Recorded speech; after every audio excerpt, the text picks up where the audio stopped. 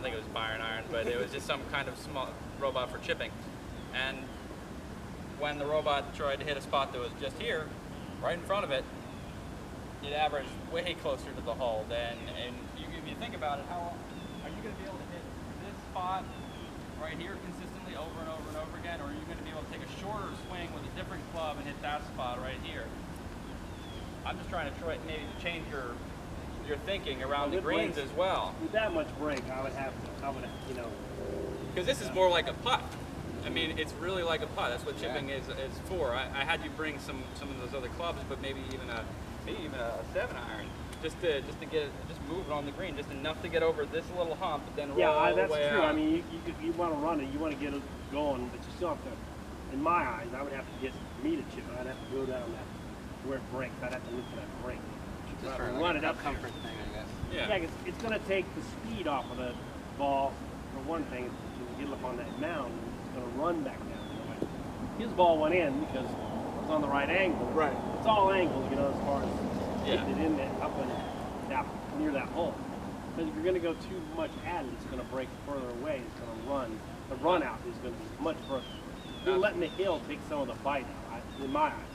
Yeah, absolutely. But I'm just again to hit on that point where you hit it higher, there's a lot more variables. You now have spin on the ball that you don't normally have if you hit a lower trajectory shot. Yeah. So I mean, this is something to think about, because from Scott, who only uses one club around the greens, or 2 clubs. Well, I'm more like you. Depending on the shot, you know. You really need to analyze it and just take a look different. at what. I would run it up with a pitching wedge or a 9-iron or something like that, depending on what I was trying to do. You know, just whatever I was laying it, the lie of the ball, depending on that, whatever it's sitting on. If it's fluffy or something, you know, it's on this grass. Yeah, this type of grass, it's sitting down on this, like it was right in this, right in here. Well, digging as much. It's very, very important to make ball contact first on this type of lie. If you slide under it, it's not going to be. Like if you're on this dirt or you're on this, you know, this ball sitting down, you're going to have to get something less loft. Yeah. Because you are going to. Or you maybe even use a putter, but, you know.